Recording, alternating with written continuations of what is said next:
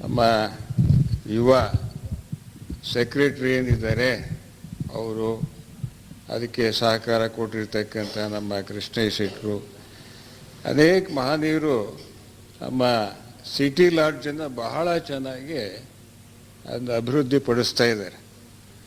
ಇಡೀ ಒಂದು ಪ್ರಪಂಚದಲ್ಲೇ ದೊಡ್ಡ ಲಾಡ್ಜು ಅಂತ ಹೇಳಿದರೆ ತಪ್ಪಾಗಲಾರ್ದು. ಎರಡನೇದು ಅಮೇರಿಕಾದಲ್ಲಿದೆ ಅಂತ ಹೇಳ್ತಾರೆ.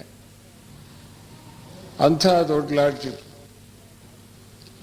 ಇಂಥ ಲಾಡ್ಜು ಇಡೀ ನಮ್ಮ ರಾಜ್ಯಕ್ಕೆ ಒಂದು ಮಾದರಿಯಾಗಬೇಕು ಅನ್ನೋ ಒಂದು ಅಭಿಪ್ರಾಯದಿಂದ ಬಹಳ ಚೆನ್ನಾಗಿ ನಮ್ಮ ಅಧ್ಯಕ್ಷರು ಚೆನ್ನಾಗಿ ದುಡಿತಾ ಇದ್ದಾರೆ. ಅದಕ್ಕೆ ಸಾಕಷ್ಟು ಅವರು ನೆರವು ಕೊಡ್ತಾ ಇದ್ದಾರೆ ಮತ್ತು ಅವರ ಒಂದು ಆಶೀರ್ವಾದ ಎಲ್ಲವೂ ಇದೆ. ಅದರಿಂದ ನಮ್ಮ ಯುವ ಸೆಕ್ರೆಟರಿ ಏನಿದ್ದಾರೆ ಅವರು ಬಹಳ ಚೆನ್ನಾಗಿ ನಡೆಸ್ಕೊಂಡು ಹೋಗ್ತಾ ಇದ್ದಾರೆ. ಅದಕ್ಕೆ ಇದು ಬಹಳ ಚೆನ್ನಾಗಿ ಅಭಿವೃದ್ಧಿ ಆಗ್ತಾ ಇದೆ. ಅದಕ್ಕೆ ಬಹಳ ಸಂತೋಷ ಹೇಳ್ತಾ ನಮ್ಮ ವಿಚಾರಕ್ಕೆ ಬರೋಣ.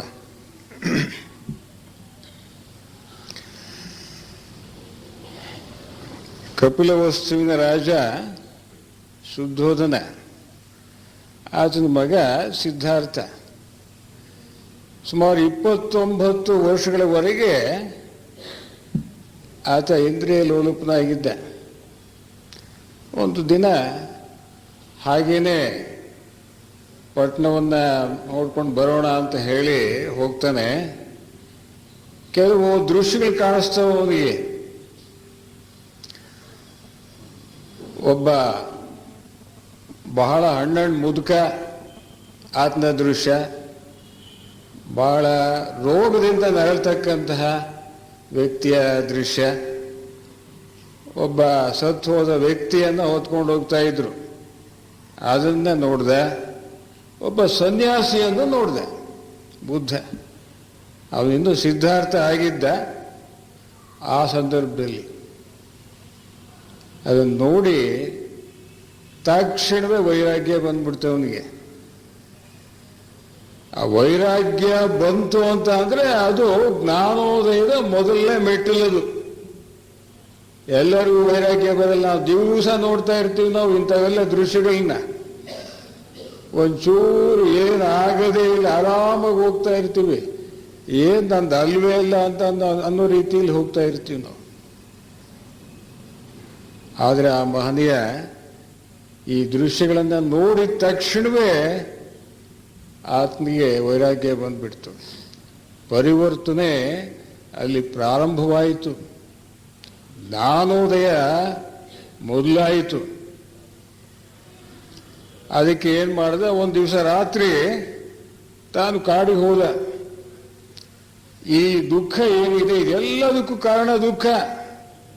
ಈ ದುಃಖ ಏನಿದೆ ಈ ದುಃಖವನ್ನು ನಿವಾರಣೆ ಮಾಡಬೇಕು, ಪೂರ್ಣವಾಗಿ ನಾಶ ಮಾಡಬೇಕು.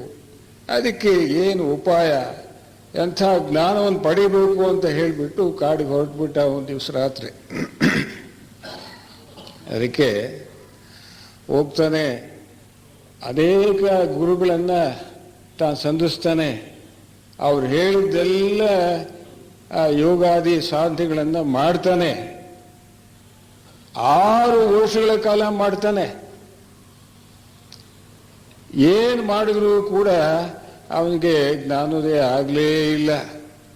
ದುಃಖ ಶಾಶ್ವತವಾಗಿ ನಿವಾರಣೆ ಹೇಗಾಗಬೇಕು ಅಂತಕ್ಕಂಥದ್ದು ಅವನಿಗೆ ಹೊಳಿಲೇ ಇಲ್ಲ. ಆದರೆ ಅವನು ಧ್ಯಾನದಲ್ಲಿ ಬಹಳ ಮುಂದುವರಿತಾನೆ. ಅವನು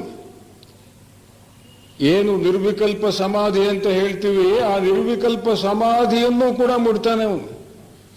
ಆದರೂ ಕೂಡ ಜ್ಞಾನೋದಯ ಆಗಿರಲಿಲ್ಲ ಆ ಸಂದರ್ಭದಲ್ಲಿ. ನಿರ್ವಿಕಲ್ಪ ಸಮಾಧಿ ಆಯಿತು ಅಂದ ತಕ್ಷಣ ಜ್ಞಾನೋದಯ ಅಲ್ಲ ಅನ್ನೋದು ನಮಗೆ ಗೊತ್ತಾಗಬೇಕಿಲ್ಲಿ. ಇನ್ನೂ ಏನೋ ಬೇಕಾಗಿದೆ. 6 ವರ್ಷಗಳ ಕಾಲ ಸತತವಾಗಿ ತಾನು ತಪಸ್ ಮಾಡ್ತಾನೆ, ಸಾಧನೆ ಮಾಡ್ತಾನೆ. ಒಂದು ದಿವಸ ತನ್ನ ದೇಹವನ್ನೇ ದಂಡಿಸ್ತಾನೆ. ದಂಡಿಸಿದ್ರು ಕೂಡ, ಒಣಗಿಸಿದ್ರು ಕೂಡ ಅವನು ಜ್ಞಾನೋದಯ ಆಗಲಿಲ್ಲ. ಒಂದು ದಿವಸ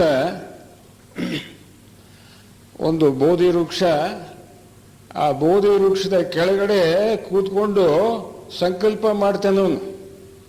ಏನು ಅಂತ ಹೇಳಿದ್ರೆ, ಈ ನನ್ನ ದೇಹದಲ್ಲಿರ್ತಕ್ಕಂತಹ ಚರ್ಮ, ನರನಾಡಿಗಳು, ಮೂಳೆಗಳು ಸಾವುದು ಹೋದ್ರು, ನನ್ನ ರಕ್ತ ಬತ್ತಿ ಹೋದರೂ ಕೂಡ ಜ್ಞಾನೋದಯ ಆಗುವವರೆಗೂ ಈ ಜಾಗವನ್ನು ಬಿಟ್ಟು ಕದಲೋದಿಲ್ಲ ಅಂತ ಹೇಳಿ ಅವನು ಶಬ್ದ ಮಾಡಿ ಕೂತ್ಕೊಂಡ್ಬಿಡ್ತಾನೆ, ಕಣ್ಣು ಮುಚ್ಕೊಂಡ್ಬಿಡ್ತಾನೆ. ಕಣ್ಣು ಮುಚ್ಕೊಂಡು ತನ್ನ ಉಸಿರಾಟ ಏನಿದೆ, ಉಸಿರಾಟದ ಮೇಲೆ ಗಮನವನ್ನು ಇಡ್ತಾನೆ. ಇಟ್ಟು ಹೀಗೇನೆ ಬರ್ತಾ ಬರ್ತಾ ಬರ್ತಾ ಅವನು ಆ ಪ್ರಜ್ಞೆಯ ಒಂದು ಅಂತರಾಳಕ್ಕೆ ಹೋಗ್ತಾನೆ. ಹೋದಾಗ ಅವನಿಗೆ ಒಂದು ಆ ವೈಶಾಖ ಶುದ್ಧ ಹುಣ್ಣಿಮೆ ಅಂತ ಹೇಳ್ತೀವಲ್ಲ, ಆ ದಿನದ ರಾತ್ರಿ, ಮೊದಲನೇ ರಾತ್ರಿ, ಆ ಮೊದಲನೇ ರಾತ್ರಿಯಲ್ಲಿ ಅವನು ನೋಡ್ತಾನೆ ಈ ಜಗತ್ತು ಸೃಷ್ಟಿ ಮತ್ತು ಪ್ರಳಯ ಇವುಗಳನ್ನು ನೋಡ್ತಾನೆ. ಎಷ್ಟೋ ಸೃಷ್ಟಿಗಳು, ಎಷ್ಟೋ ಪ್ರಳಯಗಳನ್ನು ನೋಡ್ತಾನೆ. ತನ್ನ ಸಹಸ್ರ ಹುಟ್ಟು ಸಾವುಗಳನ್ನು ನೋಡ್ತಾನೆ. ತನ್ನ ಹಿಂದಿನ ಜನ್ಮಗಳನ್ನೆಲ್ಲ ನೋಡ್ತಾನೆ. ಸಹಸ್ರ ಜನ್ಮಗಳನ್ನು ನೋಡ್ತಾನೆ ಅವನು. ಅಂಥ ಪ್ರಜ್ಞೆಯ ಆಳಕ್ಕೆ ಹೋಗಿ ನೋಡ್ತಾನೆ. ಮೊದಲನೇ ರಾತ್ರಿ ಅದು. ಮೊದಲನೇ ರಾತ್ರಿಯ ಮೊದಲನೇ ಜಾವ. ಎರಡನೇ ಜಾವದಲ್ಲಿ ಏನು ನೋಡ್ತಾನೆ ಅಂತ ಹೇಳಿದ್ರೆ, ಪ್ರಾಣಿಗಳು ಸಾಯೋದನ್ನು ನೋಡ್ತಾನೆ, ಸತ್ತು ಕರ್ಮಾನುಸಾರ ಹುಟ್ಟೋದನ್ನ ನೋಡ್ತಾನೆ. ಅವು ಎಲ್ಲೆಲ್ಲಿ ಹುಟ್ಟುತ್ತವೆ ಏನು ಅಂತಕ್ಕಂಥದ್ದನ್ನ ಎಲ್ಲ ನೋಡ್ತಾನೆ. ಪ್ರಾಣಿಗಳು ಅಂತ ಹೇಳಿದ್ರೆ ಅದರಲ್ಲಿ ಮನುಷ್ಯನು ಸೇರ್ಕೊಂಡಿರ್ತಾನೆ. ಅವರ ಕರ್ಮಾನುಸಾರ ಹೇಗೆ ಹುಟ್ಟುತ್ತವೆ ಅಂತಕ್ಕಂಥದ್ದನ್ನು ಕೂಡ ನೋಡ್ತಾನೆ. ಆಮೇಲೆ ಮೂರನೇ ಜಾವ ಅಂದರೆ ಬೆಳಗಿನ ಜಾವ ಅದು. ಆ ಬೆಳಗಿನ ಜಾವದಲ್ಲಿ ನೋಡ್ತಾನೆ, ತನ್ನಲ್ಲಿರ್ತಕ್ಕಂತಹ ಮನಸ್ಸಿನ ಆಸವುಗಳನ್ನೆಲ್ಲ ಅವನು ಪೂರ್ಣವಾಗಿ ವಿಸರ್ಜಿಸ್ತಾನೆ. ಆಸವುಗಳು ಅಂತ ಹೇಳಿದ್ರೆ ಕಶ್ಮಲಗಳು. ಆ ಕಶ್ಮಲಗಳನ್ನೆಲ್ಲ ವಿಸರ್ಜಿಸ್ತಾನೆ. ಅವನ್ನ ಅಲ್ಲಿ ಬರೆದಿದ್ದೀನಿ, ಆಸವುಗಳು ಅಂತಕ್ಕಂಥವು. ಅದು ಬಂದಾಗ ಹೇಳ್ತೀನಿ. ಎಲ್ಲ ವಿಸರ್ಜಿಸಿ ಕೊನೆಗೆ ಆ ಮೂರನೇ ಜಾವದಲ್ಲಿ, ಬೆಳಗಿನ ಜಾವದಲ್ಲಿ ತನಗೆ ಜ್ಞಾನೋದಯವಾಗುತ್ತೆ. ದುಃಖವನ್ನ ಹೇಗೆ ಶಾಶ್ವತವಾಗಿ ನಿವಾರಣೆ ಮಾಡಬಹುದು ಅಂತಕ್ಕಂಥದ್ದು ಅವನಿಗೆ ಹೊಳೆಯುತ್ತೆ, ಜ್ಞಾನೋದಯವಾಗುತ್ತೆ. ಆ ದುಃಖ ಅಂತಕ್ಕಂಥದ್ದು ಏನಿದೆ ಅದು ಸತ್ಯ. ಆ ದುಃಖಕ್ಕೆ ಒಂದು ಕಾರಣ ಇದ್ದೇ ಇರುತ್ತೆ ಅಂತಕ್ಕಂಥದ್ದು ಎರಡನೇ ಸತ್ಯ. ಮೂರನೇ ಸತ್ಯ ಏನು ಅಂತ ಹೇಳಿದ್ರೆ, ದುಃಖವನ್ನ ನಿವಾರಣೆ ಮಾಡಲು ಸಾಧ್ಯ ಅಂತಕ್ಕಂಥದ್ದನ್ನ ತಿಳ್ಕೊಳ್ತಾನೆ. ನಾಲ್ಕನೇ ಆರ್ಯ ಸತ್ಯ ಏನಪ್ಪಾ ಅಂತ ಹೇಳಿದ್ರೆ, ದುಃಖವನ್ನ ನಿವಾರಣೆ ಮಾಡಲು ಇಂತಹ ಒಂದು ಮಾರ್ಗವಿದೆ. ಆ ಮಾರ್ಗವೇ ಅಷ್ಟಾಂಗ ಮಾರ್ಗ ಅಂತ ಹೇಳಿ ತಿಳಿತಾನೆ. ಆಗ ಅವನಿಗೆ ಶಾಶ್ವತವಾಗಿರ್ತಕ್ಕಂತಹ ಶಾಂತಿ ಆಗ ಲಭಿಸುತ್ತೆ. ನಿರ್ವಿಕಲ್ಪ ಸಮಾಧಿ ಪಡೆದರೂ ಕೂಡ ಮನುಷ್ಯನಿಗೆ ಶಾಶ್ವತವಾದ ಶಾಂತಿ ಸಿಕ್ಕೋದಿಲ್ಲ. ಆಗ ಕೊನೆಗೆ ಜ್ಞಾನೋದಯವಾದಾಗ ಇಡೀ ಸೃಷ್ಟಿಯ ರಹಸ್ಯವನ್ನೇ ತಾನು ನೋಡಿದಾಗ, ಅದರ ಅನುಭವ ಆದಾಗ ಅವನಿಗೆ ಜ್ಞಾನೋದಯ ಆಗತ್ತೆ. ಅದಕ್ಕೆ ಹೇಳ್ತಾನೆ, ಜ್ಞಾನೋದಯ, ಎನ್ಲೈಟನ್ಮೆಂಟ್ ಅಂತ ಹೇಳಿದ್ರೆ ಸಮಾಧಿ ಸ್ಥಿತಿಯು ಬರಬೇಕು. ಅದರ ಜೊತೆಗೆ ಆ ಪ್ರಜ್ಞೆ ಅಂತಕ್ಕಂಥದ್ದು, ಇಂಟ್ಯೂಷನ್ ಏನಿದೆ, ಆ ಪ್ರಜ್ಞೆಯೂ ಕೂಡ ಅಂತರ್ಜ್ಞಾನವೂ ಕೂಡ ಬರಬೇಕು. ಅವೆರಡೂ ಸೇರಿದ್ರೆ ಮಾತ್ರ ಅವನಿಗೆ ಅದಕ್ಕೆ ಜ್ಞಾನೋದಯ ಅಂತ ಕರಿತೀವಿ ಅಂತ ಹೇಳ್ತಾನೆ ಅವನು. ಎಲ್ಲ ಜ್ಞಾನೋದಯ ಆಯಿತು. ಅದಾದ ಮೇಲೆ ಮೌನ ತಳೆದು ಬಿಡ್ತಾನೆ ಅವನು. ಪೂರ್ತಿ ಮೌನವಾಗಿರ್ತಾನೆ. ಆದರೆ ದೇವತೆಗಳಿಂದ ಅದೆಲ್ಲವನ್ನು ನೋಡ್ತಾ ಇರ್ತಾರೆ ದೇವತೆಗಳು. ಇವನ ಮೌನವನ್ನ ವಾರಗಟ್ಟಲೆ ಮೌನ ತಳೆದು ಬಿಡ್ತಾನೆ. ಆ ದೇವತೆಗಳಿಗೆ ಭಯ ಆಗ್ತದೆ. ಭಯ ಆಗ್ಬಿಟ್ಟು ಈ ಬುದ್ಧ ಅಂತಕ್ಕಂಥವ್ನು ಮಾತಾಡದೆ ಹೋದ್ರೆ ಜನಗಳಿಗೆ ಜ್ಞಾನ ತುಂಬೋದಾದ್ರೂ ಹೇಗೆ? ಈ ಬುದ್ಧ ಅಂತಕ್ಕಂಥವನು ಆಗಾಗ್ಗೆ ಶತಮಾನಕ್ಕೊಂದ್ಸಲ ಹುಟ್ಟೋನಲ್ಲ, ಅವನು ಸಹಸ್ರಮಾನಕ್ಕೆ ಹುಟ್ಟತಕ್ಕಂಥ ಅವನು. ಇಂಥ ಬುದ್ಧ ಅಂತಕ್ಕಂಥವನು ಮೌನವನ್ನು ತಳೆದು ಬಿಟ್ನಲ್ಲ, ಏನು ಗತಿ ಅಂತ ಹೇಳಿಬಿಟ್ಟು ಅವನ್ನ ಹತ್ತಿರಕ್ಕೆ ಹೋಗ್ತಾರೆ, ಕೇಳ್ತಾರೆ, ಹಿಂಗೆಲ್ಲ ಮೌನವನ್ನು ತಳೆದು ಬಿಟ್ಟಿದೀಯಾ? ಜನಗಳಿಗೆ ಯಾರು ಜ್ಞಾನೋದಯವನ್ನ ಉಂಟು ಮಾಡ್ತಕ್ಕಂಥವ್ರು, ನೀನು ಮಾತಾಡು, ಏನಾದರೂ ಮಾತಾಡು ಅಂತ ಹೇಳ್ತಾರೆ ಆ ದೇವತೆಗಳು. ಅದಕ್ಕೆ ಅವನು ಹೇಳ್ತಾನೆ, ಯಾರಿಗೆ ತಿಳಿದಿದೆಯೋ ಅವರಿಗೆ ನಿಜವಾಗ್ಲೂ ಜ್ಞಾನೋದಯ ಆಗತ್ತೆ, ಯಾರಿಗೆ ತಿಳಿದಿಲ್ವೋ ಅಜ್ಞಾನಿಗಳು ಅವರಿಗೆ ಜ್ಞಾನೋದಯ ಆಗೋದಿಲ್ಲ. ಆದ್ರಿಂದ ನನ್ನ ಬೋಧನೆ ಬೇಕಾಗಿಲ್ಲ ಅಂತ ಹೇಳ್ತಾನೆ. ಆದರೆ ಆ ದೇವತೆಗಳು ಹೇಳ್ತಾರೆ, ಜ್ಞಾನಿಗಳಿಗೂ ಮತ್ತು ಅಜ್ಞಾನಿಗಳಿಗೂ ನಡುವೆ ಇರ್ತಕ್ಕಂಥವ್ರಿದ್ದಾರೆ. ಆ ಜ್ಞಾನವನ್ನ ಪಡಿತಕ್ಕಂಥ ಅಂಚಿನಲ್ಲಿರ್ತಕ್ಕಂಥವ್ರಿದ್ದಾರೆ. ಆ ನಡುವಿನ ಜನ ಏನಿದ್ದಾರೆ ಅವ್ರಿಗಾದ್ರೂ ಬೋಧನೆ ಮಾಡಪ್ಪ ನೀನು ಮಹಾರಾಯ ಅಂತ ಕೇಳ್ತಾರೆ. ಅದಕ್ಕೆ ಅವನು ಪ್ರಾರಂಭ ಮಾಡ್ತಾನೆ, ಬೋಧನೆಯನ್ನು ಪ್ರಾರಂಭ ಮಾಡ್ತಾನೆ. ವೈಶಾಖ ಶುದ್ಧ ಹುಣ್ಣಿಮೆಯಲ್ಲಿ ಅವನಿಗೆ ಜ್ಞಾನೋದಯವಾಯಿತು. ಸರಿಯಾಗಿ 2 ತಿಂಗಳ ನಂತರ ಮೌನವನ್ನ ತಳೆದವನು 2 ತಿಂಗಳ ನಂತರ ಅಂದ್ರೆ ಆಷಾಢ ಶುದ್ಧ ಹುಣ್ಣಿಮೆ ಎಂದು ಅವನು ತನ್ನ ಬೋಧನೆಯನ್ನ ಪ್ರಾರಂಭ ಮಾಡ್ತಾನೆ ಬುದ್ಧ. ಇದೇ ಒಂದು ಸಂದರ್ಭದಲ್ಲಿ ಜೆ.ಕೆ. ಅವರ ಒಂದು ವಿಚಾರ ಬರ್ತದೆ. ಜೆ. ಕೃಷ್ಣಮೂರ್ತಿಯವರು ಮತ್ತು ಮಹಾ ಪಂಡಿತನಾಗಿರ್ತಕ್ಕಂತಹ ವೆಂಕಟೇಶಾನಂದ ಅಂತಕ್ಕಂಥವ್ರು, ಅವರಿಬ್ಬರಿಗೂ ಒಂದು ಸಂವಾದದಲ್ಲಿ ಏನು ಅಂತ ಹೇಳಿದ್ರೆ, ಜೆ.ಕೆ. ಅವರು ಹೇಳ್ತಾರೆ, ಈತ ಎಲ್ಲರಿಗೂ ಬೋಧನೆ ಮಾಡಬೇಕಲ್ಲ ಹಾಗೆ ಹೀಗೆ ಅಂತ ಹೇಳಿ ವೆಂಕಟೇಶಾನಂದ ಹೇಳ್ತಾರೆ, ನೀನು ಎಲ್ಲರಿಗೂ ಬೋಧನೆ ಮಾಡಿದ್ರೆ ಪ್ರಯೋಜನ ಆಗೋದಿಲ್ಲಪ್ಪ ಅಂತ ಹೇಳ್ತಾರೆ. ನಾನು ನನ್ನದು ನನ್ನವರು ಅಂತ ಹೇಳಿ ಅಂಟ್ಕೊಂಡಿರ್ತಾರಲ್ಲ, ಅವ್ರಿಗೆ ಬೋಧನೆ ಮಾಡಿದ್ರೆ ಸುಮ್ಮನೆ ಕೇಳ್ತಾರೆ ಅಷ್ಟೇನೆ, ಕೇಳ್ತಾರೆ ಹೋಗ್ತಾರೆ, ಅವರು ಅನುಷ್ಠಾನ ಮಾಡೋದಿಲ್ಲ. ಅವ್ರಿಗೆ ಬೋಧನೆ ಮಾಡಿದ್ರೆ ಪ್ರಯೋಜನ ಆಗಲ್ಲ.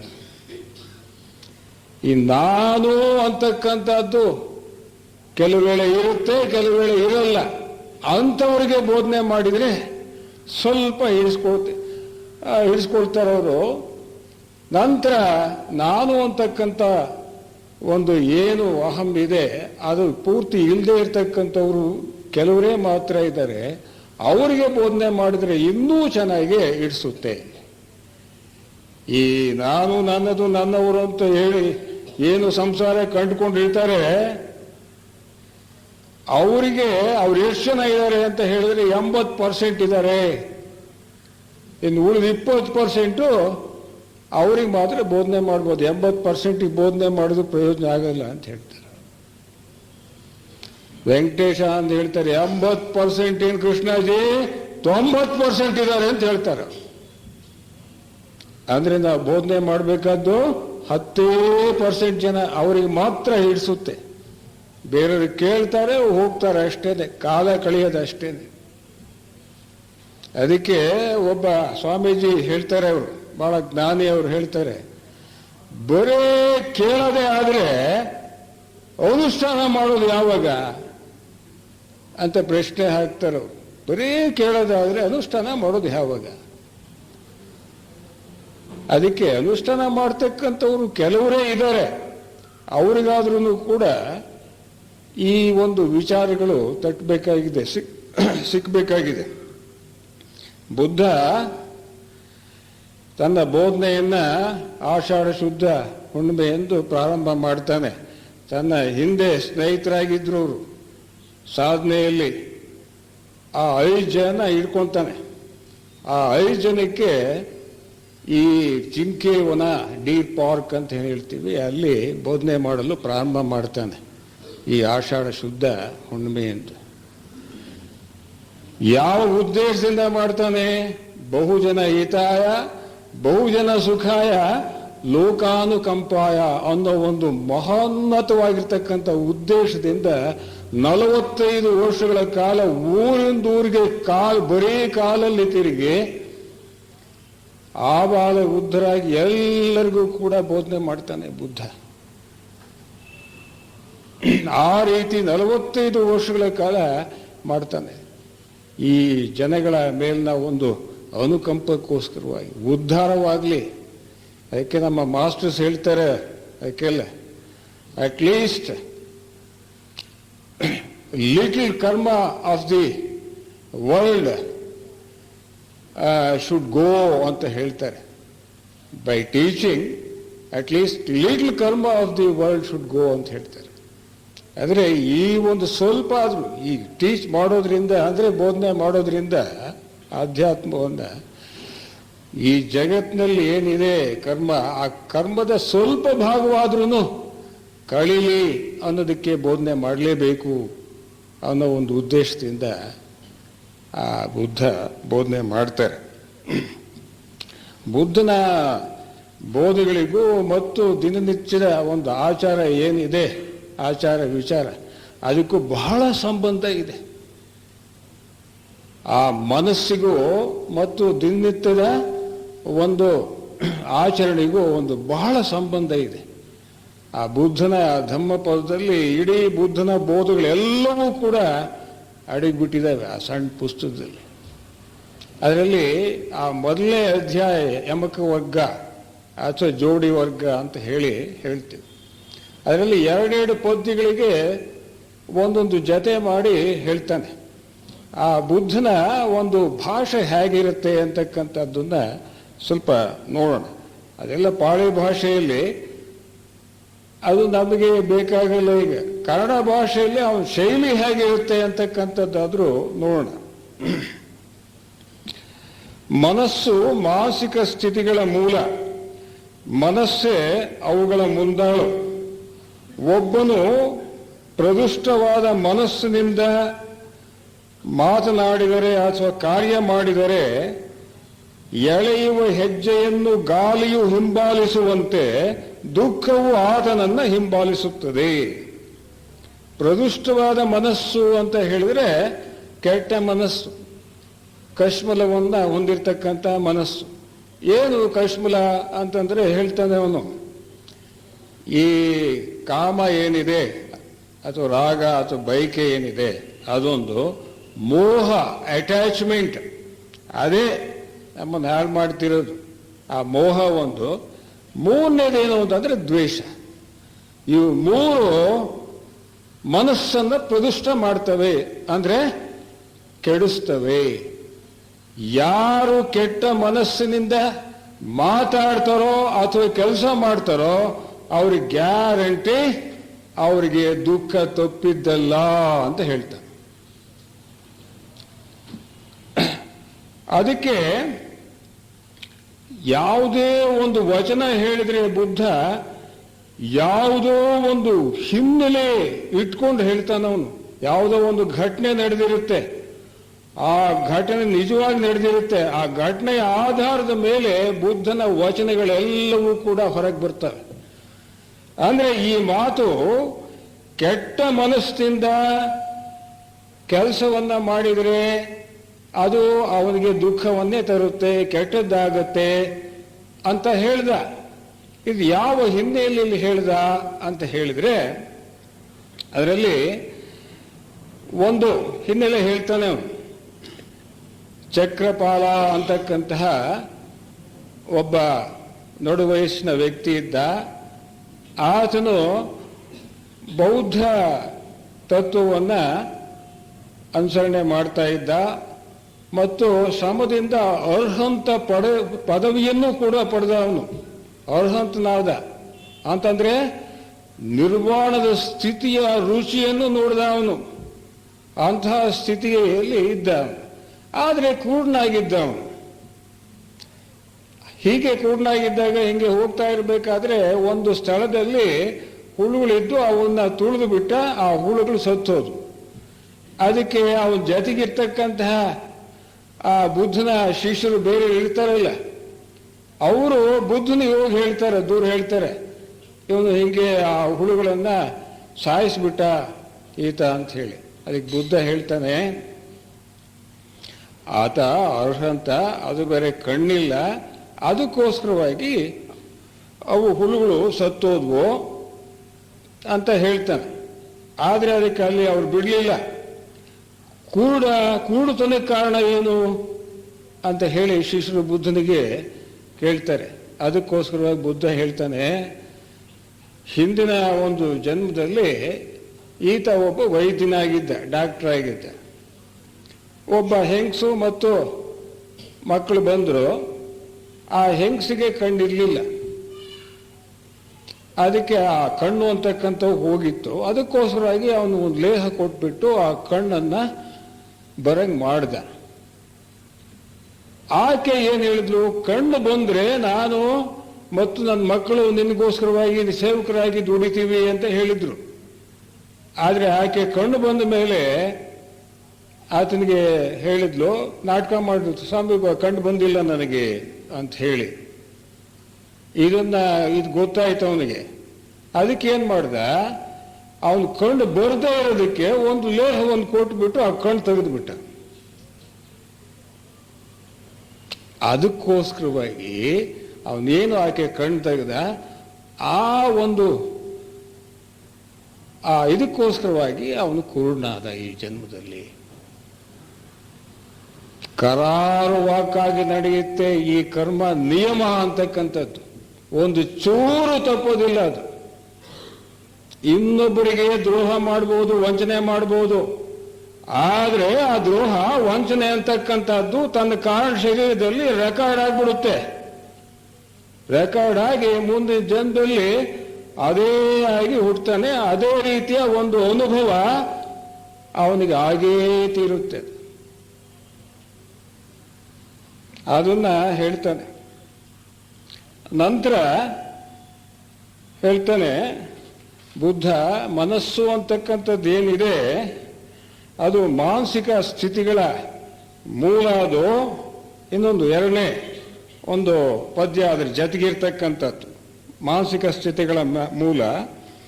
ಒಬ್ಬನು ಪ್ರಸನ್ನವಾದ ಮನಸ್ಸಿನಿಂದ ಮಾತನಾಡಿದರೆ ಅಥವಾ ಕಾರ್ಯ ಮಾಡಿದರೆ ಎಂದಿಗೂ ಎಡಬಿಡದೆ ನೆರಳಿನಂತೆ ಅದು ಸುಖವನ್ನೇ ಹಿಂಬಾಲಿಸುತ್ತೆ. ಯಾರು ಒಳ್ಳೆ ಮನಸ್ಸಿನಿಂದ ಕೆಲಸ ಮಾಡ್ತಾರೋ ಅಥವಾ ಮಾತಾಡ್ತಾರೋ ಅವ್ರಿಗೆ ಖಂಡಿತವಾಗ್ಲೂ ಒಳ್ಳೆಯದೇ ಆಗತ್ತೆ, ಅವರಿಗೆ ಸುಖ ಸಿಕ್ಕತ್ತೆ. ಕೆಟ್ಟ ಮನಸ್ಸಿನಿಂದ ಕೆಲಸ ಮಾಡಿದರೆ ಕೆಟ್ಟದ್ದಾಗತ್ತೆ, ಒಳ್ಳೆ ಮನಸ್ಸಿನಿಂದ ಕೆಲಸ ಮಾಡಿದರೆ ಒಳ್ಳೆಯದಾಗತ್ತೆ. ಅದು ನೆರಳಂತೆ, ಅದು ಮನುಷ್ಯನ ಬಿಡೋದೇ ಇಲ್ಲ, ಅವನಿಗೆ ಒಳ್ಳೇದಾಗೇ ತೀರುತ್ತೆ. ಒಳ್ಳೆ ಕರ್ಮಕ್ಕೆ ಒಳ್ಳೇದು ಆಗೇ ತೀರುತ್ತೆ ಅಂತ ಹೇಳ್ತಾನೆ. ಇದಕ್ಕೆ ಒಂದು ಘಟನೆ ಹೇಳ್ತಾನೆ. ಈ ಮಟ್ಟಕುಂಡಲಿ ಅಂತಕ್ಕಂತಹ ಒಬ್ಬ ಹುಡುಗ, ಆ ಹುಡುಗ ಒಬ್ಬ ಜಿಪುಣ ಸಾಹುಕಾರನ ಮಗ. ಅವನು ಆ ಹುಡುಗನಿಗೆ ಕಾಯಿಲೆ ಆಗೋಗ್ಬಿಡುತ್ತೆ. ಯಾವ ಕಾಯಿಲೆ ಆಗುತ್ತೋ ಈ ಜಿಪುಣ ಇವನು ಸಾಹುಕಾರ ಡಾಕ್ಟ್ರನ್ನ ಕರೆಸಲಿಲ್ಲ, ಅವನಿಗೆ ಆ ಒಂದು ಕಾಯಿಲೆನ ವಾಸ ಮಾಡಲಿಲ್ಲ. ಜಿಪುಣತನದಿಂದ ಅವನು ಸಾಯೋ ಸ್ಥಿತಿ ಬಂದ್ಬಿಡುತ್ತೆ. ಅವನಿಗೆ ಸಾಯೋ ಸ್ಥಿತಿ ಬರುತ್ತೆ. ಆಮೇಲೆ ಹೀಗೆ ಇದ್ದಾಗ ಬುದ್ಧಂದು ಒಂದು ದಿನಚರ್ಯೆ ಇದೆ. ಅದರಲ್ಲಿ ಬೆಳಗಿನ ಜಾವ 5 ಗಂಟೆಯಿಂದ 6 ಗಂಟೆವರೆಗೆ ಬುದ್ಧ ಏನು ಮಾಡ್ತಾನೆ, ಇಡೀ ಎಲ್ಲ ತನ್ನ ಸುತ್ತ ಇರ್ತಕ್ಕಂತಹ ಪ್ರದೇಶವನ್ನೆಲ್ಲ ನೋಡ್ತಾನೆ. ಆ ಪ್ರದೇಶದಲ್ಲಿ ಯಾರ್ಯಾರಿಗೆ ಏನೇನೋ ತೊಂದರೆ ಆಗಿದೆ, ದುಃಖ ಆಗಿದೆ, ಅಲ್ಲಿ ಹೋಗಿ ಆ ದುಃಖವನ್ನು ನಿವಾರಣೆ ಮಾಡಿಬರ್ತಿದ್ದ. ಪ್ರತಿ ದಿವಸನೂ ಬೆಳಗಿನ ಜಾವ 5 ಗಂಟೆಯಿಂದ 6 ಗಂಟೆವರೆಗೂ. ಆ ಒಂದು ದಿವಸ ಬೆಳಗಿನ ಜಾವ ಈ ಹುಡುಗನ ದುಸ್ಥಿತಿ ನೋಡ್ಬಿಟ್ಟ ತನ್ನ ಯೋಗ ಬಲದಿಂದ. ಯಾರು? ಬುದ್ಧ. ನೋಡಿದ ತಕ್ಷಣ ಅಲ್ಲಿ ಪ್ರತ್ಯಕ್ಷ ಆಗ್ತಾನೆ. ಆದರೆ ಬುದ್ಧ ಪ್ರತ್ಯಕ್ಷ ಆಗೋದು ಮತ್ತು ಈ ವಾಯುವಿನಲ್ಲಿ ಸಂಚಾರ ಮಾಡೋದು ಅನೇಕ ಅದ್ಭುತಗಳನ್ನು ಅವನು ತೋರಿಸ್ಕೊಳ್ಳಿಲ್ಲ. ಅವನು ಬುದ್ಧ ಸಾಮಾನ್ಯ ಮನುಷ್ಯನಂಗೆ ಇದ್ದ. ಅವನು ಅಲ್ಲಿ ಪ್ರತ್ಯಕ್ಷ ಆಗಿ ಆ ಹುಡುಗನಿಗೆ ಆಶೀರ್ವಾದ ಮಾಡ್ತಾನೆ. ಆ ಹುಡುಗ ಅಂತಕ್ಕಂಥ ಅವನು ಸಂತೋಷವಾಗಿ ಅವನು ಭರವಸೆಯಿಂದ ಏನು ಮಾಡ್ತಾನೆ, ಕಣ್ಣು ಮುಚ್ತಾನೆ, ಸತ್ತು ಹೋಗ್ತಾನೆ. ಸತ್ತು ಹೋಗಿ ಎಲ್ಲಿಗೆ ಹೋಗ್ತಾನೆ? ಸ್ವರ್ಗದಲ್ಲಿ ಹುಟ್ಟುತ್ತಾನೆ. ಅನೇಕ ರೀತಿಯ ಸ್ವರ್ಗಗಳಿದ್ದಾವೆ, ಬಹಳ ರೀತಿಯ ಸ್ವರ್ಗಗಳಿದ್ದಾವೆ ಈ ಬ್ರಹ್ಮಲೋಕಗಳಿಗೆ. ಅದರಲ್ಲಿ ರೂಪಲೋಕಗಳು, ಅರೂಪಲೋಕಗಳು, ಅವು 8, ಇವು 8, 16 ಅಂತ ಹೇಳ್ತಾನೆ. ಆ ಬುದ್ಧ ನೋಡಿದಷ್ಟು ಈ ಒಂದು ಜಗತ್ತಿನ ರಹಸ್ಯವನ್ನು ತಿಳ್ಕೊಂಡಷ್ಟು ಜಗತ್ತಿನಲ್ಲಿ ಯಾರ್ಯಾರು ತಿಳ್ಕೊಂಡಿಲ್ಲ. ಆದರೆ ಅವನು ಮಾತಾಡೋಕ್ಕೆ ಹೋಗ್ತಿರ್ಲಿಲ್ಲ. ಏನು ಅಂತ ಹೇಳಿದ್ರೆ, ಅವನು ನೋಡಿ, ಅವನು ಕೆಲವು ವಿಚಾರಗಳಿಗೆ ದಿವ್ಯ ಮೌನವನ್ನು ತಾಳ್ತಾ ಇದ್ದ. ಅದಕ್ಕೆ ನೋಬಲ್ ಸೈಲೆನ್ಸ್ ಅಂತ ಕರೀತಾರೆ ಜ್ಞಾನಿಗಳು ಅದಕ್ಕೆ. ಈಗ ಉದಾಹರಣೆಗೆ ಆತ್ಮ, ಅದ್ರ ವಿಚಾರ ಏನು, ದೇವರು ಅಂತ ಅಂದ್ರೆ ಏನು, ಈ ಜಗತ್ತು ಅನ್ನೋದು ಶಾಶ್ವತವಾಗಿ ಇರುತ್ತೆ ಇಲ್ವೇ, ಆಮೇಲೆ ಈ ಸೃಷ್ಟಿಯ ರಹಸ್ಯ ಏನು ಅಂತ ಜನಗಳಿಗೆ ಕೇಳಿದ್ರೆ ಅವನು ಉತ್ತರ ಕೊಡ್ತಲೇ ಇರಲಿಲ್ಲ. ಉತ್ತರನೇ ಕೊಡ್ತಿರ್ಲಿಲ್ಲ. ಸುಮ್ಮನೆ ಮೌನವಾಗಿರ್ತಾ ಇದ್ದ. ಅದಕ್ಕೆ ಕೆಲವರು ಏನು ಹೇಳೋರು ಅಂತ ಹೇಳಿದ್ರೆ, ಈ ಒಂದು ಆತ್ಮ ಪರಮಾತ್ಮ ಅದ್ರ ಬಗ್ಗೆ ಸಾಕಷ್ಟು ಬೇರೆಯವರೆಲ್ಲ ಹೇಳ್ತಾರೆ, ಭಾಷಣ ಬಿಗಿತಾರೆ, ನಿನ್ಗೇನು ಗೊತ್ತೇ ಇಲ್ಲ ಅದ್ರ ಬಗ್ಗೆ ಅಂತ ಹೇಳಿ ಅನೇಕ ಜನ ಹೀಯಾಳಿಸ್ತಾರೆ. ಏನಾದ್ರೂ ಅದ್ರ ಬಗ್ಗೆ, ದೇವ್ರ ಬಗ್ಗೆ ಹೇಳದೆ ಇದ್ರೆ ನೀನು ಬಟ್ಟೆ ಬಿಚ್ಚಿಬಿಡ್ತೀವಿ ಅಂತ ಕೂಡ ಅನೇಕ ಜನ ಎದುರಿಸಿದ್ದಾರೆ. ಅದಕ್ಕೆ ಒಬ್ಬ ಶಿಷ್ಯನು ಕೂಡ ಅವನು ಇನ್ನೊಂದು ಸಂದರ್ಭದಲ್ಲಿ ಹೇಳ್ತಾನೆ, ದೇವ್ರ ವಿಚಾರ ಅಂತ ಅಂದ್ರೆ ಏನು, ಆತ್ಮ ಅಂದ್ರೆ ಏನು,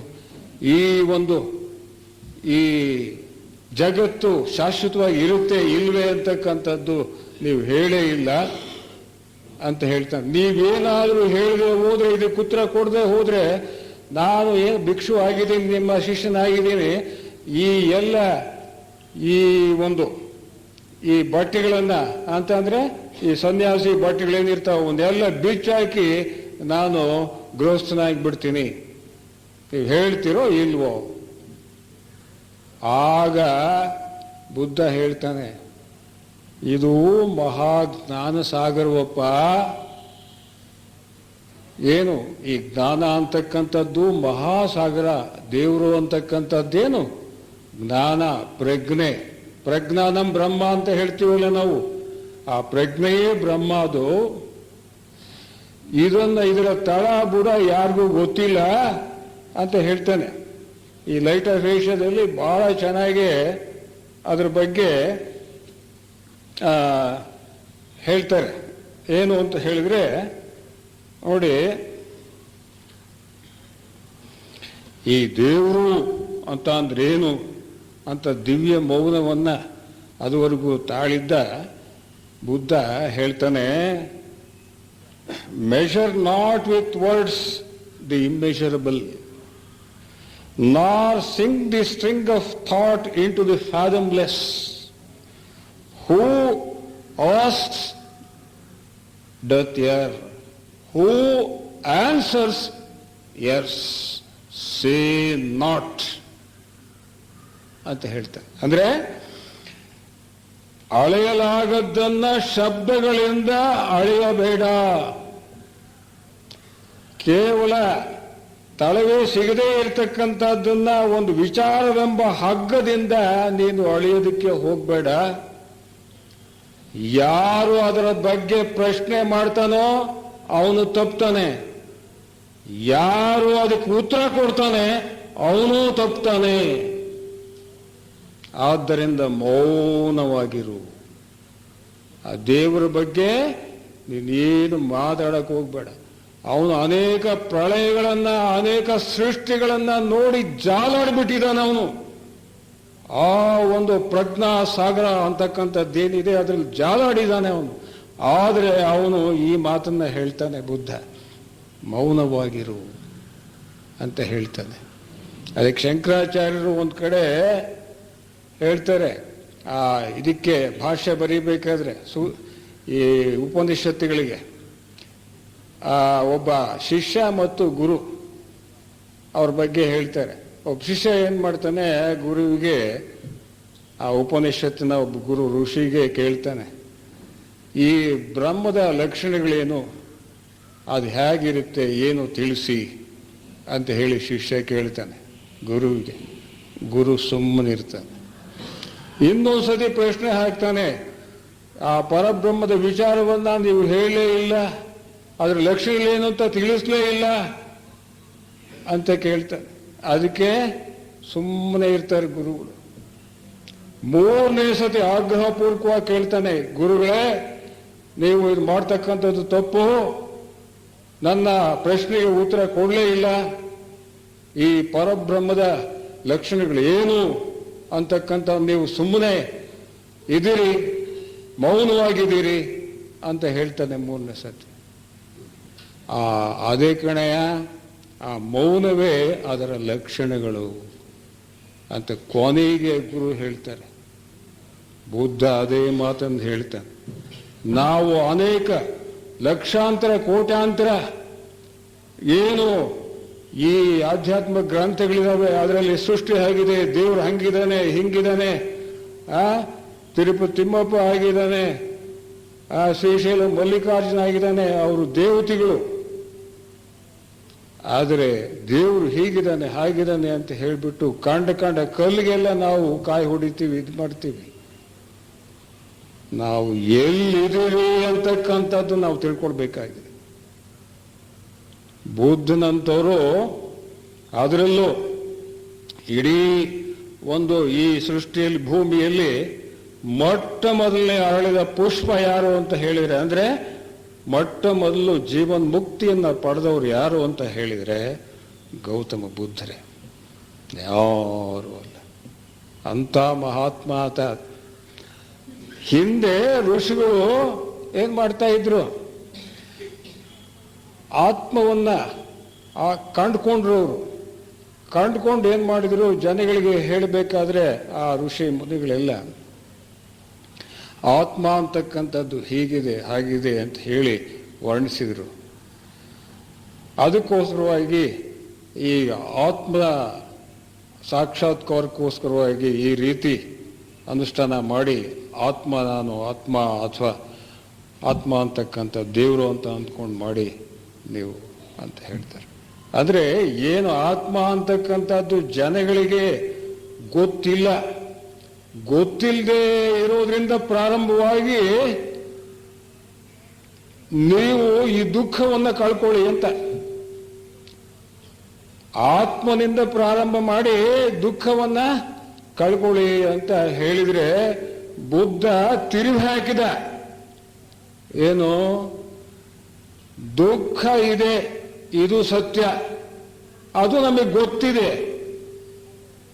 ಈ ದುಃಖವನ್ನ ನಿವಾರಣೆ ಮಾಡೋದಕ್ಕೋಸ್ಕರವಾಗಿ ನೀನು ನಿನ್ನನ್ನು ಕಂಡ್ಕೋ, ನಿನ್ನ ಒಂದು ನಿಜ ಸ್ವರೂಪವನ್ನು ಕಂಡ್ಕೋ. ಆ ಸ್ವರೂಪ ಏನಿದೆ ಅದಕ್ಕೆ ನಿಬ್ಬಾಣ ಅಥವಾ ನಿರ್ವಾಣ ಅಂತ ಕರಿತೀವಿ. ಆ ನಿರ್ವಾಣ ಅಂತಕ್ಕಂಥದ್ದು ದುಃಖವನ್ನು ಶಾಶ್ವತವಾಗಿ ತೊಡೆದು ಹಾಕುತ್ತೆ. ಗೊತ್ತಿರೋದ್ರಿಂದ ದುಃಖ ಅನ್ನೋದು ಗೊತ್ತಿದೆ, ಗೊತ್ತಿರೋದ್ರಿಂದ ಗೊತ್ತಿಲ್ಲದೆ ಇರತಕ್ಕಂತಹ ನಿರ್ವಾಣದ ಕಡೆಗೆ ಕರ್ಕೊಂಡು ಹೋದ. ಹಿಂದಿನವರೆಲ್ಲ ಗೊತ್ತಿಲ್ಲದೆ ಇರೋದ್ರಿಂದ ಗೊತ್ತಿರೋ ಕಡೆ ಕರ್ಕೊಂಡು ಹೋದ್ರು, ಅಲ್ಲಿ ಫೇಲ್ ಆದ್ರು. ಬುದ್ಧ ಅಂತಕ್ಕಂಥದ್ದು ಗೊತ್ತಿರೋದ್ರಿಂದ ಈ ಒಂದು ದುಃಖ ಗೊತ್ತಿದೆ, ಇದರಿಂದ ಗೊತ್ತಿಲ್ಲದೆ ಇರತಕ್ಕಂತಹ ನಿರ್ವಾಣದ ಕಡೆ ಕರ್ಕೊಂಡು ಹೋದ. ಅವನ ಕಾಲದಲ್ಲಿ 500 ಜನ ಅರ್ಹತ್ ಪದವಿ ಪಡೆದರು. ಕೃಷ್ಣನ ಕಾಲದಲ್ಲಿಲ್ಲ, ಕ್ರಿಸ್ತನ ಕಾಲದಲ್ಲಿಲ್ಲ, ಯಾರ ಕಾಲದಲ್ಲೂ ಇಲ್ಲ. ಆ 500ನೇ ಯಾರು ಅಂತ ಹೇಳಿದ್ರೆ ತನ್ನ ಪರಮ ಶಿಷ್ಯನಾಗಿರ್ತಕ್ಕಂಥ ಆನಂದನೇ 500ನೇನವನು.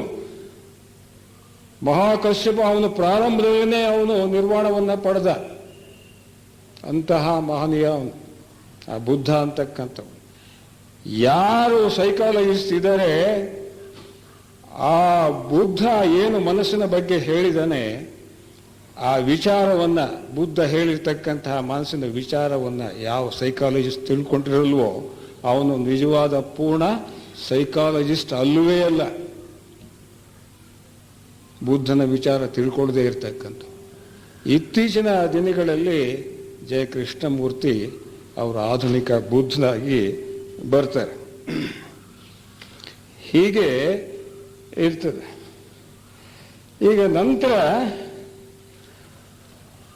ಈ ಅಪಮಾದ ಅನ್ನೋದ್ರ ಬಗ್ಗೆ ಹೇಳ್ತಾನೆ ಅವನು ಬುದ್ಧ. ಅಪಮಾದ ಅಥವಾ ಅಪ್ರಮಾದ. ಅಪ್ರಮಾದ ಅಂತ ಹೇಳಿದ್ರೆ ಎಚ್ಚರಿಕೆ, ಮೈಂಡ್ಫುಲ್ನೆಸ್ ಅಂತ ಹೇಳಿ. ಅವೇರ್ನೆಸ್ ಆರ್ ಮೈಂಡ್ಫುಲ್ನೆಸ್, ವೇಕ್ಫುಲ್ನೆಸ್ ಏನಿರ್ತದೆ, ಆರ್ ವಾಚ್ಫುಲ್ನೆಸ್ ಏನಿದೆ ಅದೇ ಎಚ್ಚರಿಕೆ. ಮನುಷ್ಯ ಯಾವಾಗಲೂ ನಿತ್ಯ ಜಾಗೃತಿಯಲ್ಲಿ ಇರಬೇಕು. ತನ್ನ ಜಾಗೃತಿಯನ್ನ ಕಳ್ಕೊಂಡ ಅಂತ ಹೇಳಿದ್ರೆ ಅವನಿಗೆ ಮುಕ್ತಿ ಸಿಕ್ಕೋದೇ ಇಲ್ಲ. ಜಾಗೃತಿ ಅಂತ ಅಂದ್ರೆ ಏನು? ನಾವು ಯಾವಾಗಲೂ ಯೋಚನೆ ಮಾಡ್ತಿರ್ತೀವಲ್ಲ, ಯಾವುದೇ ವಿಚಾರದ ಬಗ್ಗೆ ಯೋಚನೆ ಮಾಡ್ತಿರ್ತೀವಿ. ಯೋಚನೆ ಯಾವಾಗ ಮಾಡ್ತೀವೋ ಆ ಯೋಚನೆ ಮಾಡಬೇಕಾದ್ರೆ ನಮಗೆ ಜಾಗೃತಿ ಇರೋದಿಲ್ಲ. ಆದ್ರಿಂದ ಬೆಳಿಗ್ಗೆ ಎದ್ದಾಗಲಿಂದ ರಾತ್ರಿ ಮಲ್ಕೊಳ್ಳೋವರೆಗೂ ನಾವು ಏನು ಯೋಚನೆ ಮಾಡ್ತಾ ಇರ್ತೀವಿ, ಯೋಚನೆಯಲ್ಲಿ ಮುಳುಗಿದ್ರೆ ನಾವು ಜಾಗೃತರಾಗಿರೋಲ್ಲ. ಈ ಜಾಗೃತಿ, ಆ ವಾಚ್ಫುಲ್ನೆಸ್ ಅನ್ನೋದೇನಿದೆ, ನಾವೇನು ತಿಳ್ಕೊಂಡಿದ್ದೀವೋ ಈ ಲೌಕಿಕದ ಜಾಗೃತಿ ಅಲ್ಲ. ಒಂದು ಅಂಗಡಿಯಲ್ಲಿ ಒಬ್ಬ ಸಾಹುಕಾರ ಇರ್ತಾನೆ, ಅವನು ಒಂದು 4-5 ಜನ ಆಳುಗಳಿರ್ತಾರೆ. ಭಾಳ ಹುಷಾರಾಗಿರ್ಬೇಕು ಅಂತ ಹೇಳ್ತಾನೆ. ಅದಕ್ಕೆಲ್ಲ ಜನ ಬರ್ತಾರೆ, ಹೋಗ್ತಾರೆ, ಕೊಂಡ್ಕೊಡ್ತಾರೆ, ಹೋಗ್ತಾರೆ. ಅದನ್ನು ನೋಡ್ಬಿಟ್ಟು ಇವರೆಲ್ಲ ಹುಡುಗರು ಬಹಳ ಎಚ್ಚರಿಕೆಯಿಂದ ಇರ್ತಾರೆ. ಅವರು ಯಾರು ಏನು ತಗೊಂಡು ಹೋಗ್ತಾರೋ ಏನು ಅಂತ ಹೇಳ್ಬಿಟ್ಟು ಎಚ್ಚರಿಕೆಯಿಂದ ಇರ್ತಾರೆ. ಅದು ಎಚ್ಚರಿಕೆ ಅಲ್ಲ. ಈ ಆಧ್ಯಾತ್ಮದ ಎಚ್ಚರಿಕೆನೇ ಬೇರೆ. ಮನಸ್ಸು ಮೌನವಾಗಿದ್ದಾಗ, ಆಲೋಚನಾ ರಹಿತವಾಗಿದ್ದಾಗ, ಪ್ರಶಾಂತವಾಗಿದ್ದಾಗ ಆ ವ್ಯಕ್ತಿಯಲ್ಲಿ ಏನು ಒಂದು ಸ್ಥಿತಿ ಇರ್ತದೆ ಅದಕ್ಕೆ ಜಾಗೃತಿ, ಅವೇರ್ನೆಸ್, ಮೈಂಡ್ಫುಲ್ನೆಸ್ ಆರ್ ವಾಚ್ಫುಲ್ನೆಸ್ ಅಂತ ಕರೀತಾರೆ. ಅದಿತ್ತು ಅಂತ ಹೇಳಿದ್ರೆ ಎಲ್ಲವೂ ಕೂಡ ಗೊತ್ತಾಗುತ್ತೆ. ಅವನು ಮೈ ಮರ್ತಿರೋಲ್ಲ. ಮೈ ಮರೆಯೋದು ಯಾವಾಗ ಅಂತ ಹೇಳಿದ್ರೆ ಯೋಚನೆ ಮಾಡ್ತಿರ್ಬೇಕು. ಯಾವಾಗಲೂ ಯೋಚನೆ ಅಂತಕ್ಕಂಥದ್ದನ್ನ ಒಂದು ಕ್ಷಣ ನಾವು ನಿಲ್ಸಕ್ಕಾಗ್ತದೆಯೇ? ಸಾಧ್ಯವೇ ಇಲ್ಲ. ಯಾರಾದರೂ ಯೋಚನೆಯನ್ನು ಒಂದು ಕ್ಷಣ ನಿಲ್ಲಿಸಿದ್ರೆ ಅದೇ ಧ್ಯಾನ, ಅದೇ ಎಚ್ಚರಿಕೆ, ಎಚ್ಚರಿಕೆಯ ಸ್ಥಿತಿ. ಅದನ್ನ ಹೇಳ್ತಾನೆ ಬುದ್ಧ ಮತ್ತು ಜಯ ಕೃಷ್ಣಮೂರ್ತಿ. ಏನು ಅದರ ಬಗ್ಗೆ ಕೆಲವು 1-2 ವಚನಗಳನ್ನು ತಗೊಳ್ಳೋಣ. ಎಚ್ಚರಿಕೆಯ ಇರುವಿಕೆ ಅಮರತ್ವದ ಹಾದಿ, ಎಚ್ಚರಿಕೆ ಇಲ್ಲದಿರುವಿಕೆ ಸಾವಿನ ಹಾದಿ. ಎಚ್ಚರಿಕೆಯಿಂದಿರುವವನು ಸಾಯುವುದಿಲ್ಲ, ಎಚ್ಚರಿಕೆ ಇಲ್ಲದಿರುವವನು ಸತ್ತಂತೆಯೇ. ಎಚ್ಚರಿಕೆಯಲ್ಲಿರುವ ಈ ವಿಶೇಷತೆಯನ್ನ ಅರಿತ ಜ್ಞಾನಿಗಳು, ಎಚ್ಚರಿಕೆ ಯಾರಿಗಿರ್ತದೋ ಅದರ ವಿಚಾರವನ್ನು ಯಾರು ತಿಳ್ಕೊಂಡಿರ್ತಾರೋ ಅವರು ಜ್ಞಾನಿಗಳು ಅಂತ ಹೇಳ್ತಾನೆ. ಜ್ಞಾನಿಗಳು ಎಚ್ಚರಿಕೆಯಲ್ಲೇ ಆನಂದ ಪಡುತ್ತಾರೆ. ಎಚ್ಚರಿಕೆ ಇದ್ದಾಗ, ನಾನು ಹೇಳಿದ ಎಚ್ಚರಿಕೆ ಏನಿರ್ತದೆ, ಆಲೋಚನಾ ರಹಿತ ಸ್ಥಿತಿ, ನೋ ಮೈಂಡ್ ಸ್ಟೇಟ್ ಏನಿರ್ತದೆ, ಆ ಸ್ಥಿತಿಯಲ್ಲಿ ಇದ್ದಾಗ, ಆಲೋಚನೆಯೇ ಇಲ್ಲದಿದ್ದಾಗ, ಮೌನವಾಗಿದ್ದಾಗ ಮನಸ್ಸು, ಆಗ ಆನಂದ ಹಾಗೆ ಆಗತ್ತೆ. ನಾವು ಆಗ ಕಂಡುಕೊಳ್ತಾ ಇದ್ದೀವಿ, ಆಗಾಗ್ಗೆ ನಾವು ಅನುಭವಿಸ್ತಾ ಇದ್ದೀವಿ, ಆದರೆ ಅದು ಆನಂದ ಅನ್ನೋದು ನಾವು ಕಂಡುಕೊಂಡಿಲ್ಲ, ಅನುಭವಿಸ್ತಾ ಇರ್ತೀವಿ. ಈ ಸ್ಥಿತಿಗೆ ಬರೋದೇನೆ ಆಧ್ಯಾತ್ಮ, ಬಹಳ ಮುಖ್ಯವಾಗಿರ್ತಕ್ಕಂಥದ್ದು. ಈ ಸ್ಥಿತಿಗೆ ಬರಬೇಕು, ಆ ಯೋಚನಾ ರಹಿತ ಸ್ಥಿತಿಗೆ, ಆ ಮೌನ ಸ್ಥಿತಿಗೆ ಬರಬೇಕು. ಬಂದಾಗ ಮಾತ್ರ ಅದು ಆಧ್ಯಾತ್ಮದ ಒಂದು ಘಟ್ಟವನ್ನು ಮುಟ್ಟಿದ್ದೇವೆ ಅಂತಕ್ಕಂಥದ್ದು ನಮಗೆ ಗೊತ್ತಾಗುತ್ತೆ. ಅದರಲ್ಲಿ ಆನಂದ ಇದ್ದೇ ಇರ್ತದೆ. ಮೌನ ಸ್ಥಿತಿಯಲ್ಲಿ ಆನಂದ ಇರೋಲ್ವೇ? ಆಲೋಚನಾ ರಹಿತ ಸ್ಥಿತಿಯಲ್ಲಿ ಆನಂದ ಇರೋದಿಲ್ವೇ? ಇದ್ದೇ ಇರುತ್ತೆ. ಇದನ್ನ ಕೇಳಿ, ಈ ಎಚ್ಚರಿಕೆಯ ಮಾತುಗಳು, ಅಪಮಾನದ ಮಾತುಗಳನ್ನು ಕೇಳಿ ಚಕ್ರವರ್ತಿ ಅಶೋಕ, ಅವನು ಬಹಳ ನೀಚನಾಗಿದ್ದ, ಕೆಟ್ಟವನಾಗಿದ್ದ, ಶತ್ರುಗಳನ್ನ ಸದೆ ಬಡಿತಾ ಇದ್ದ, ಯಾರು ಶತ್ರುಗಳಿದ್ದಂಗೆ ಮಾಡಿಕೊಳ್ತಿದ್ದ. ಅಂಥ ಚಂಡಾಶೋಕ ಅವನು ಧಮ್ಮಾಶೋಕನಾದ, ದೇವಾನಾಂ ಪ್ರಿಯನಾದ, ಬೌದ್ಧ ಧರ್ಮಕ್ಕೆ ಶರಣು ಹೋದ. ಈ ಒಂದು ಎಚ್ಚರಿಕೆಯ ವಚನಗಳನ್ನು ಕೇಳಿ, ಅಂದರೆ ಎಷ್ಟು ಮಹತ್ವವಿದೆ ಅದರಲ್ಲಿ.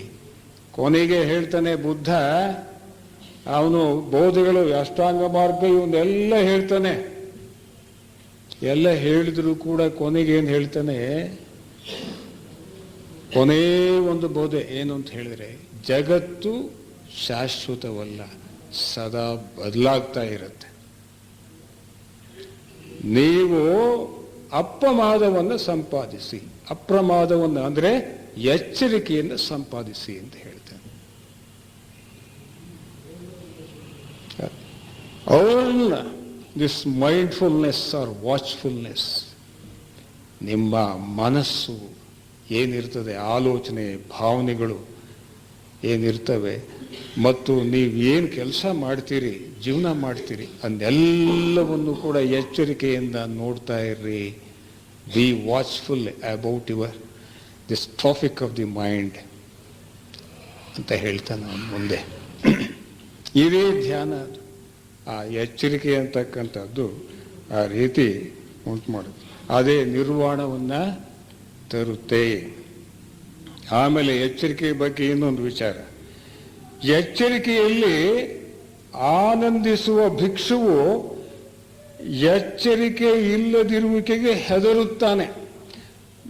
ಈಗ ಸಾಮಾನ್ಯ ಜನಕ್ಕೆ ಏನು ಅಷ್ಟಾಂಗ ಮಾರ್ಗ ಬೋಧಿಸಿದ, ಅದು ಬೆಳೆದ ವ್ಯಕ್ತಿಗಳಿಗೆ ಎಚ್ಚರಿಕೆಯಿಂದಿರ್ರಿ, ಕಾನ್ಸ್ಟೆಂಟ್ ಅವೇರ್ನೆಸ್ ಅಂತ ಹೇಳಿ ಏನು JK ಹೇಳ್ತಾರೆ, ಅದಾಗಿರ್ರಿ ಅಂತ ಹೇಳಿ ಆ ಬೆಳೆದ ಜನಕ್ಕೆ ಹೇಳ್ತಾನೆ. ಆಮೇಲೆ ಭಿಕ್ಷುಗಳು ಅಂತ ಹೇಳಿದರೆ ಅವರು ಆಗ್ಲೇ ಕೆಲವಾರು ದೀಕ್ಷೆಗಳನ್ನು ತಗೊಂಡವರು, ಆ ದೀಕ್ಷೆಗಳನ್ನು ತಗೊಂಡವ್ರಿಗೆ ಹೇಳ್ತಾನೆ. ಅಂದರೆ ಬೆಳೆದ ವ್ಯಕ್ತಿಗಳಿಗೆ ಹೇಳ್ತಕ್ಕಂಥ ಮಾತಿದು ಈಗ ಹೇಳ್ತಕ್ಕಂಥದ್ದು. ಎಚ್ಚರಿಕೆಯಲ್ಲಿ ಆನಂದಿಸುವ ಭಿಕ್ಷುವು ಎಚ್ಚರಿಕೆ ಇಲ್ಲದಿರುವಿಕೆಗೆ ಹೆದರುತ್ತಾನೆ. ನಮ್ಗೆ ಎಚ್ಚರಿಕೆ ಇರಲಿ ಇಲ್ಲದೆ ಹೋಗಲಿ, ಅದರ ಬಗ್ಗೆ ನಾವೇನು ಹೆದರೋದೇ ಇಲ್ಲ. ಆತನು ಎಲ್ಲ ಸಣ್ಣ ದೊಡ್ಡ ಸಂಕೋಲೆಗಳನ್ನು ಬೆಂಕಿಯ ಹಾಗೆ ಸುಡುತ್ತಾ ಮುಂದುವರಿಯುತ್ತಾನೆ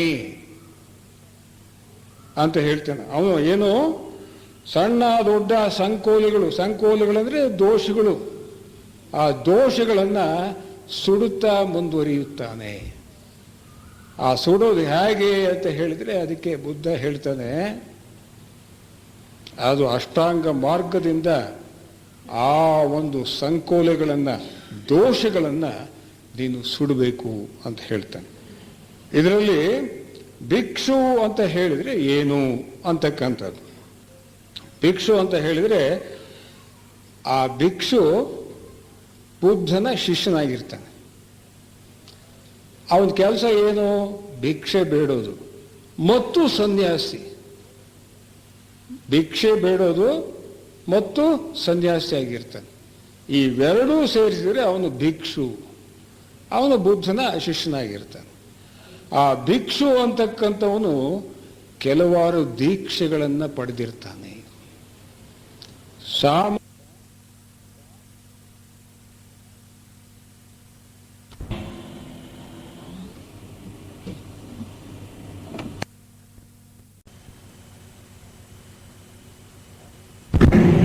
ಅದರಲ್ಲಿ ಕೆಲವಾರು ದೀಕ್ಷೆಗಳನ್ನು ಪಡೆದಿರಬೇಕು. ದೀಕ್ಷೆಗಳನ್ನು ಪಡೆದಿದ್ರೆ ಮಾತ್ರ ಅವನಿಗೆ ಭಿಕ್ಷು ಅಂತ ಹೇಳ್ತಾನೆ. ಅವನು ಮಾತ್ರ ಈ ಎಚ್ಚರಿಕೆಯ ಬಗ್ಗೆ ಬಹಳ ಎಚ್ಚರಿಕೆಯಿಂದ ಇರ್ತಾನೆ ಅಂತಕ್ಕಂಥದ್ದನ್ನ ಹೇಳ್ತಾನೆ. ಇದರಲ್ಲಿ ದೀಕ್ಷೆಗಳು ಅಂತಂದ್ರೆ ಏನು, ಆ ದೀಕ್ಷೆಗಳ ಬಗ್ಗೆ ತಿಳ್ಕೊಳ್ಳೋಣ. ಆ ದೀಕ್ಷೆಗಳು ಸಿಗಬೇಕಾದ್ರೆ, ದೀಕ್ಷೆಗಳನ್ನು ನಾವು ಪಡಿಬೇಕಾದ್ರೆ ಕೆಲವಾರು ದೋಷಗಳು, ಮಾನಸಿಕ ದೋಷಗಳು, ಆ ದೋಷಗಳು ಯಾವ್ಯಾವು, ಆ ದೋಷಗಳನ್ನು ಹೇಗೆ ನಿವಾರಣೆ ಮಾಡ್ಕೋಬೇಕು ಅಂತಕ್ಕಂಥದ್ದು ನಮ್ಗೆ ಗೊತ್ತು. ಆ ದೋಷಗಳನ್ನು ನಿವಾರಣೆ ಮಾಡ್ಕೋಬೇಕಾದ್ರೆ ಅಷ್ಟಾಂಗ ಮಾರ್ಗ ಏನಿದೆ, ಈ ಸಮ್ಯಕ್ ದೃಷ್ಟಿ ಅಂತ ಹೇಳ್ತೀವಿ, ಸಮ್ಯಕ್ ಆಜೀವ ಅಂತ ಹೇಳ್ತೀವಿ, ಸಮ್ಯಕ್ ಸಮಾಧಿ ಅಂತ ಹೇಳ್ತೀವಿ. 8 ಏನು ಈ ಅಷ್ಟಾಂಗ ಮಾರ್ಗ ಏನಿದೆ, ಅದರಿಂದ ಅಷ್ಟಾಂಗ ಮಾರ್ಗದಿಂದ ಈ 10 ದೋಷಗಳನ್ನು ಹೇಳ್ತಾನೆ. ಆ 10 ದೋಷಗಳನ್ನು ನಿವಾರಣೆ ಮಾಡ್ಕೋಬೇಕು. ಅಷ್ಟಾಂಗ ಮಾರ್ಗದಿಂದ 10 ದೋಷಗಳನ್ನು ನಿವಾರಣೆ ಮಾಡಿಕೊಂಡಾಗ ನಮಗೆ ದೀಕ್ಷೆಗಳು ಸಿಗ್ತವೆ. ಅದರಲ್ಲಿ ಮೊದಲನೇ ದೀಕ್ಷೆ, 2ನೇದು, 3ನೇದು, 4ನೇದು, 5ನೇ ದೀಕ್ಷೆ. 5ನೇ ದೀಕ್ಷೆ ಸಿಕ್ಕಿಬಿಟ್ರೆ ಅವನು ನಿರ್ವಾಣ ಪದವಿಯನ್ನ ಪಡಿತಾನೆ, ಅವನು ಜೀವನ್ ಮುಕ್ತನಾಗ್ತಾನೆ. 5 ಆದ್ಮೇಲೆ 6, 7, 8 ಹಿಂಗೆಲ್ಲ ಇದ್ದಾವೆ, 9. ಬುದ್ಧ ಈಗ 8ನೇ ದೀಕ್ಷೆಯಲ್ಲಿ ಇದ್ದಾನೆ. 9ನೇ ದೀಕ್ಷೆಯಲ್ಲಿ ಇಡೀ ಒಂದು ಈ ಜಗತ್ತಿಗೆ ಪ್ರಭು ಯಾರು, ಸನತ್ ಕುಮಾರ್ ಇರ್ತಾನೆ, 9ನೇ ದೀಕ್ಷೆಯಲ್ಲಿದ್ದಾರೆ. 10ನೇ ದೀಕ್ಷೆಯಲ್ಲಿ ಸೈಲೆಂಟ್ ವಾಚರ್, ಮೌನ ವಾಚಕ ಇದ್ದಾನೆ. ಅದರಲ್ಲಿ ನಾವು 5 ದೀಕ್ಷೆ ಪಡೆದುಬಿಟ್ರೆ ಸಾಕು, ಜೀವನ್ ಮುಕ್ತಿಯನ್ನ ಪಡಿತೀವಿ, ಮುಕ್ತಿಯನ್ನ ಪಡಿತೀವಿ. ಜನ ಮರಣಗಳ ಚಕ್ರದಿಂದ ನಾವು ಆಚೆಗೆ ಬರ್ತೀವಿ, ಆ ನಿರ್ವಾಣವನ್ನು ಪಡಿತೀವಿ. ಅದರ ವಿಚಾರವಾಗಿ ತಿಳ್ಕೊಳ್ಳೋಣ. ದೀಕ್ಷೆಗಳು ಅಂದ್ರೇನು, ಅದಕ್ಕೆ ಅಡ್ಡಿ ಸಂಕೋಲಿಗಳು ಯಾವುವು, ಮತ್ತು ಆ ಅಡ್ಡಿಯನ್ನು ನಿವಾರಣೆ ಮಾಡೋದಕ್ಕೆ, ಆ ದೋಷಗಳನ್ನು ನಿವಾರಣೆ ಮಾಡೋದಕ್ಕೆ ಈ ಅಷ್ಟಾಂಗ ಮಾರ್ಗ ಏನು ಅಂತಕ್ಕಂಥದ್ದು ತಿಳ್ಕೊಳ್ಳೋಣ ನಾವೀಗ.